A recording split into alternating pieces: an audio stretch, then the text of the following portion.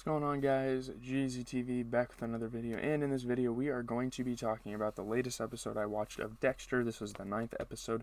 We are 3/4 of the way through the season. With the Trinity Killer kind of getting narrowed down. We'll have to see. That story has taken a lot longer than I thought it would, but hey, crazy turn at the end. I kind of forgot about that. I probably should have made a thumbnail on it, but a roll of knives is laid out in front of Dexter, and he chooses the best one for carving the turkey the next day. Obviously, it's kind of like some imagery of, obviously there's like imagery of it possibly being like a knife he wants to kill someone with. But yeah, Dexter is parked across from Arthur's house, watching him break his son's baseball trophies as punishment for quitting baseball. Yeah, you kind of realize the truth, We know Arthur's a killer, but we also didn't know that he like abused his kids and stuff, and that does not really help anything. I might have to do a part 2 to this video, so there's that. Jonah reluctantly admits that his father is abusive and hits him. So yeah, he tells Dexter that. He's like, yeah, my father isn't the guy that he seems to be. Our family isn't perfect, obviously. Dexter said, wow, your family's just amazing. But no, it really isn't. The police station is swimming with criminals uncovered by the DNA sweep, so they used the DNA sweep to try to catch the Trinity Killer, but in turn, they just got a bunch of criminals that were on the loose for so long, so that's nice. In LaGuerta's office, she and Angel discuss a lawsuit brought against them by the ACLU, I think, for their relationship? Maybe? Yeah. Dexter comes home bearing pies to prepare for Thanksgiving. This is like the night before. This is like Thanksgiving Eve, of course. But they still got to be on the job because they're busy people. Dexter has to be on the job. He kind of claims that.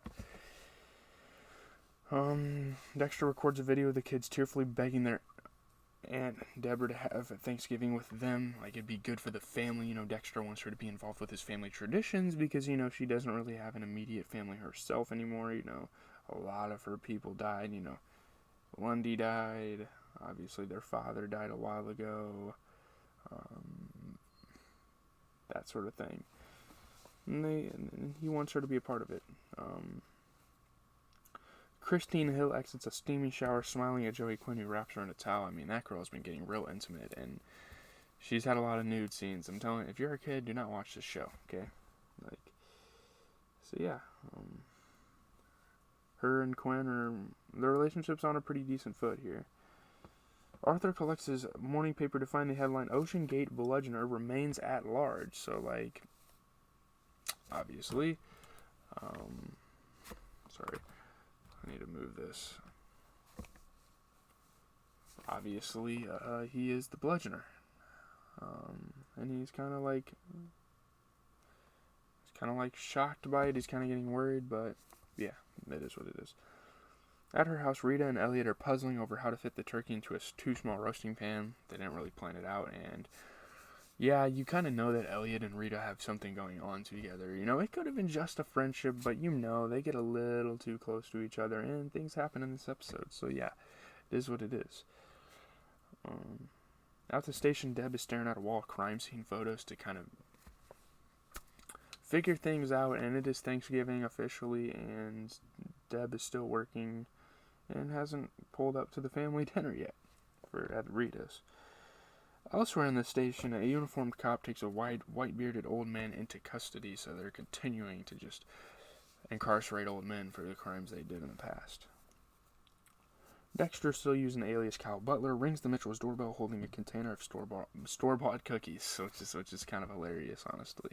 Thanksgiving's supposed to be kind of a homemade dinner, but he brings store-bought cookies. It's funny.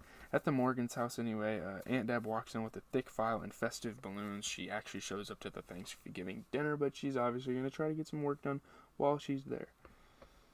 In the kitchen, Rita realizes that she won't have room for the turkey, broccoli cheese casserole, sweet potatoes, and plum pudding in her tiny oven, so they decide to move over to Elliot's house.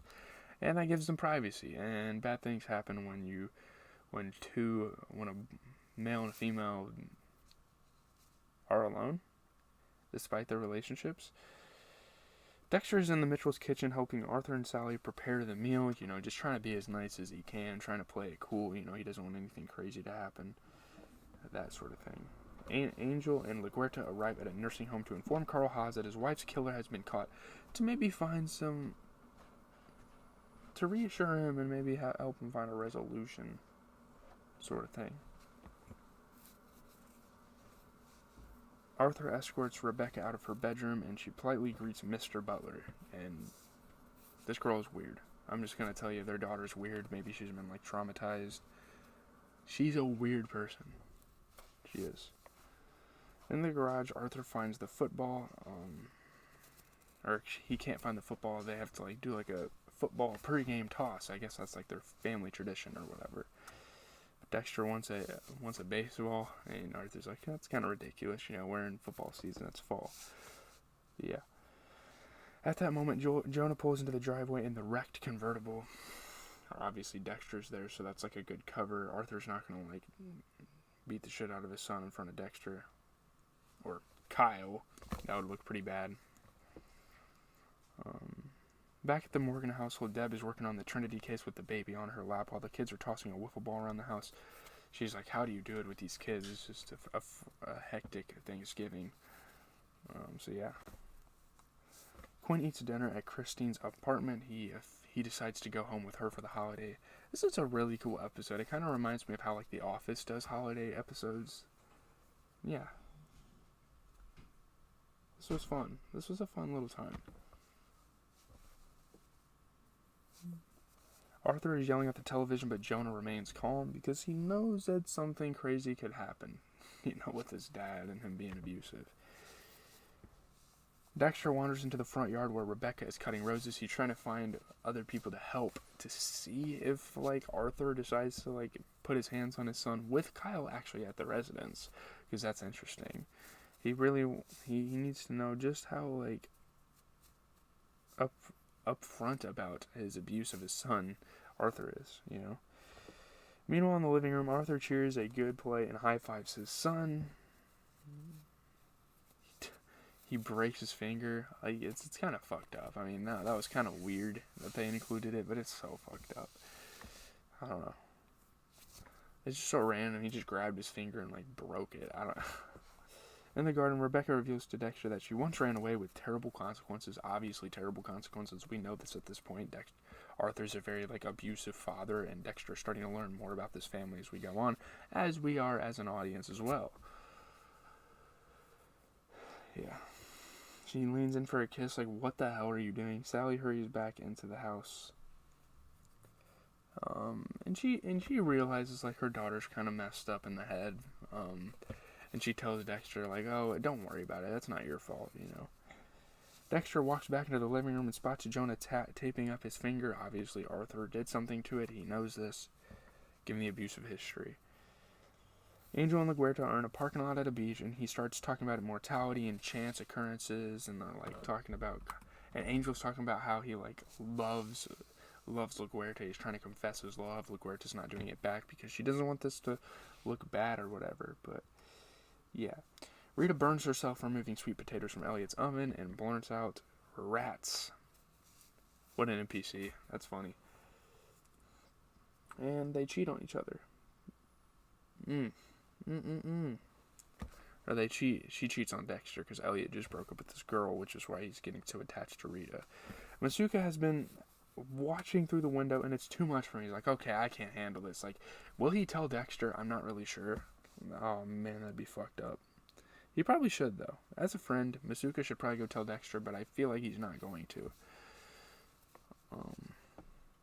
The Mitchells are sitting around the dinner table holding hands and saying grace and, like, saying what they're thankful for. Nobody says Arthur. Nobody says they're thankful for Arthur. Because, quite frankly, they're fucking not. They're really not thankful for him. Anger comes spewing out of Jonah. They start having this argument because he says he's not thankful for him, and, like, this huge argument blurts out about calling Rebecca Vera and all this stupid stuff,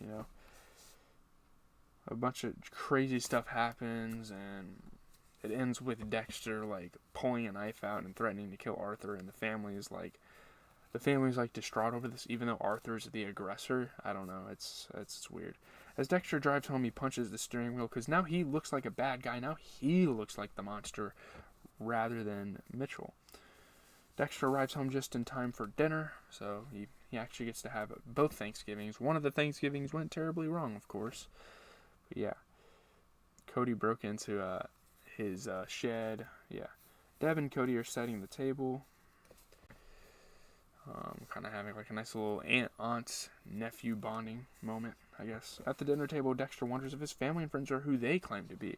Because a lot of fake shit has gone on. A lot of fake people have showed up in his life, and he's just not sure if his family might be doing the same. And he has a good reason to think this, because Rita's cheating on him with what's his name, Elliot.